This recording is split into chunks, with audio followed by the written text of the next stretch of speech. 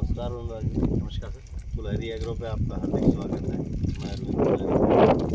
आज मैं टोंक जिले के देवली तहसील में बिशलपुर डैम है, उससे लगभग 2 या 3 किलोमीटर की दूरी पे है और हमारे साथ प्रोग्रेसिव फार्मर अनुराग जी हैं और ये यहीं के रहने वाले हैं। उन्होंने अभी लेटेस्ट 4 साल या 5 साल हो गया, 4 साल पहले इन्होंने पूरे इलाके में नई शुरुआत की थी अमरूद की खेती।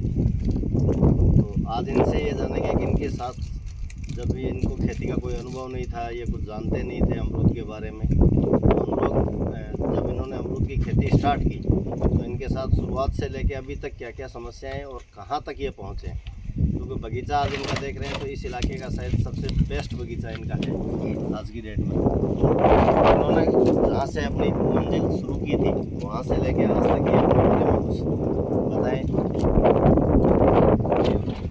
बगीचा लगाने के लिए सबसे इम्पोर्टेंट चीज़ है सिलेक्शन ऑफ प्लांट्स। सबसे पहली सीढ़ी है तो सबसे इम्पोर्टेंट भी है सिलेक्शन ऑफ प्लांट्स। अगर प्लांट्स का सिलेक्शन सही नहीं होगा तो आपकी मेहनत बेकार हो जाएगी। तो इसलिए बहुत अच्छी जगह से, बहुत ही सर्टिफाइड जगह से ही पौधे लें और ड्रिप की जो तैयारियां हैं या और जो फेंसिंग की तैयारियां हैं वो अमरूद लगाने से पहले करें ताकि पौधे मरे नहीं और आपका पैसा वेस्ट ना हो, खर्चा ज़्यादा ना हो। और जो मॉडर्न इक्विपमेंट्स हैं उनके साथ ही काम करें। रोटावेटर है या जो भी स्प्रेयर्स हैं आपके पास में अच्छे, वो सब आप पहले ला के रखें और तब आप लगाएं। और वीड्स हैं, जो भी अमरूद की बीमारियां हैं उनकी पूरी जानकारी या कोई कोर्स गवर्नमेंट की तरफ से जो होते हैं वो अटेंड करें। ट्रेनिंग अटेंड करके ही बगीचा लगाएं, वरना ना लगाएं, नहीं तो फिर आपका नुकसान उठाना पड़ता है। नहीं, आपने जब शुरुआत की थी जब तो आपने कोई ट्रेनिंग नहीं ली थी? मैंने शुरुआत की तब मैंने कोई ट्रेनिंग नहीं ली।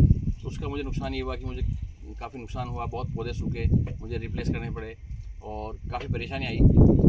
ताकि हर किसान के साथ ऐसा ना हो, इसलिए ये ज़रूरी है कि वो हो। नहीं, आपने जैसे ये सोचा कि भाई मैं अमरूद लगाऊं, तो उस टाइम आपके पास कोई ट्रेनिंग नहीं थी, कुछ भी नहीं था, तो आपने कैसे इतना बड़ा स्टेप उठाया कि मैं मेरे को 26 बीघा ज़मीन में अमरूद लगा लूँ? मुझे पता था कि मैं कर लूँगा, कैसे भी करूँगा, मैं कर लूँगा। और मेहनत मांगता है, आत्मविश्वास था मुझे कि मैं कर लूँगा। और मेहनत बहुत मांगता है। अगर आप पूरा समय दे सकें तो ही बगीचा लगाएं, इसको साइड जॉब की तरह काम नहीं करें। अगर आप फुल टाइम जॉब की तरह इसको अपनाएंगे तो ही आप बगीचा लगा पाएंगे, वरना फेल हो जाएगा। इसलिए साइड जॉब की तरह ना लगाएं और फुल टाइम बिजनेस है ये।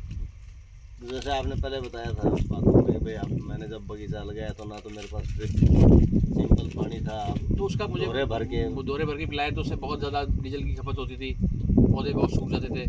ड्रिप लगाने के बाद ही पौधे बचने लगे और सही पौधे तभी चले। उत्पादन भी उससे बड़ा।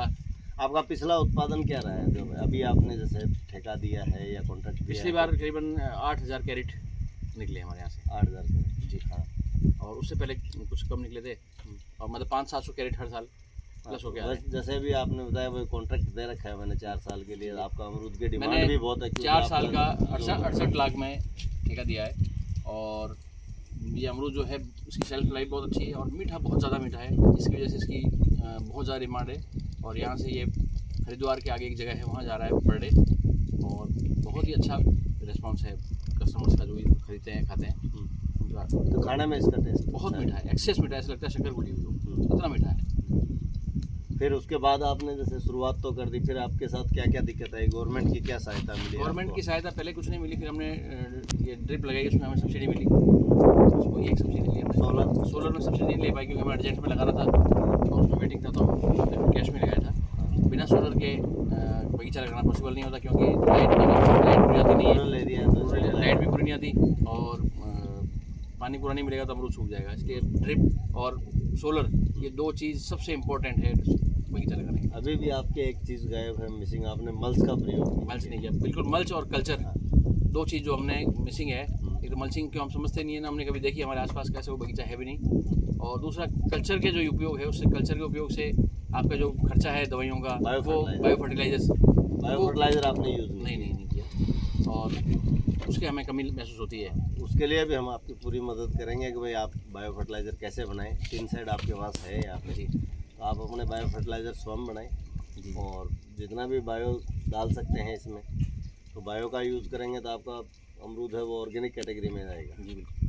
फर्टिलाइजर्स का। बाकी इसमें आप फर्टिलाइजर में आज की डेट में क्या क्या अप्लाई करते हैं? इसमें देसी खाद डालते हैं हर साल, और सारे माइक्रो न्यूट्रिएंट्स हैं, कैल्शियम है, मैग्नीशियम है, आयरन है,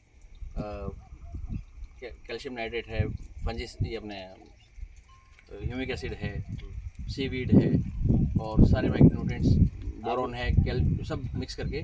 और आपने इस साल कुछ इम्पोर्ट भी किए हैं कहीं बाहर से? हाँ, बाहर से जैसे जो बोरॉन है वो तुर्की से आया है, और जो कैल्शियम नाइट्रेट है वो अर्जेंटीना से कहीं से वहाँ से मंगवाया है, और कुछ चीज़ें चाइना से आई हैं, और अच्छा रिस्पॉन्स है उनका, और बढ़िया, कोई दिक्कत नहीं है। तो अभी आपके इसके में एक खेत में और लगाने का प्लान कर रहे हैं? अभी जो प्रोग्रेस आपको सफलता मिली है उसमें आप सोच रहे हैं कि एक और लगाएं? जी, एक बगीचा और तैयार हो रहा है, उसमें 4000 पौधे? हाँ 4000 पौधे उसमें लगा रहे हैं, और इसी बगीचे की कलम से हमने पौधे तैयार किए, और उसी से हम दूसरा बगीचा लगाएंगे। जी धन्यवाद। आइए सर, मैं आपको बगीचे का थोड़ा सा दिखा देता हूँ। आपके पानी के सोर्स कहाँ कहाँ हैं आप? जी, ये हमारा कुआं है बाहर, ये ड्रिप का सिस्टम है, ये लगा रखा है। मैं आपने 200 किलोमीटर सब लगा के ये लगा रखा है। पानी का सोर्स वो है बाहर कुआं है, वैसे नेचुरल जो है झरने का जो पानी आता है।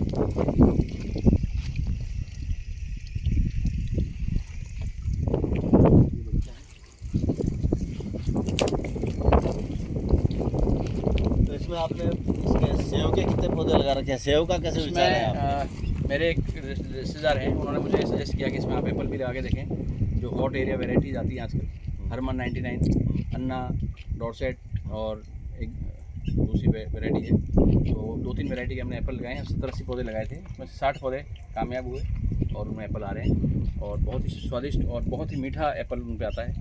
और उसमें एप्पल का आया है आपके दो?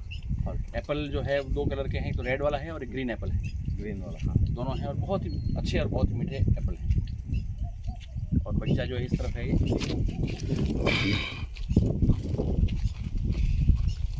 ये आपका पिकिंग फ्रूट पिकिंग एरिया। ये सोलर प्लेट्स लगी हुई हैं, बिना सोलर के बगीचा पॉसिबल नहीं है।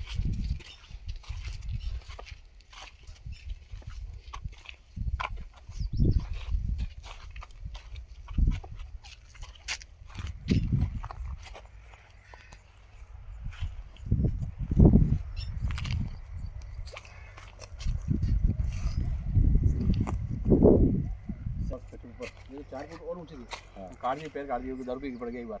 4 पाई 4 फुट ऊँची थी, पर 4 तो अभी भी है? नहीं 4 नहीं है, पहले 4-4.5 फुट थे, पर एक बार जो रात में सोने वाले थे वो रात में ऊपर से किसी कारणवश नीचे गिर गए, फिर उन्होंने इसको काट के छोटा कर दिया। ये तो जनरली स्नैक बाइट वगैरह के लिए और उसके लिए कोई नहीं, ये तो सरदाने के लिए है, मत हाइट थोड़ा इसलिए कि भाई हाँ, जानवर जंगल से अपना। यहाँ 3-4 पुराने सांप, 8 फुट के साथ 7 फुट की कैंचली मिली है, 7 फुट की कैंचली मिली है, आपको 7, 8 या 9 में हो सकता है। उसकी स्किन 7 फुट लंबी पूरी।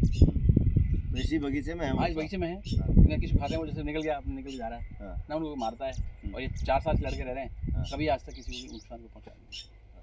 जो लोग आप दूसरी चीज़ ये पूरा बगीचा लगाया, इंटरक्रॉपिंग की कभी कोशिश की आपने? इंटरक्रॉपिंग कोशिश इसलिए नहीं की कि हम एक तो समझते भी नहीं थे, हमारे पास इतने संसाधन भी नहीं थे, और इंटरक्रॉपिंग हमारी सॉइल जो है थोड़ी हार्ड है, तो हमें समझ नहीं आया कि हम इसमें इंटरक्रॉप क्या लें। 1-2 बार कोशिश की हमने, 3 साल तक तो हमने फसल ली थी इसमें, गेहूँ सरसों। उसके बाद फिर जब पौधे बड़े हो गए, फिर हमने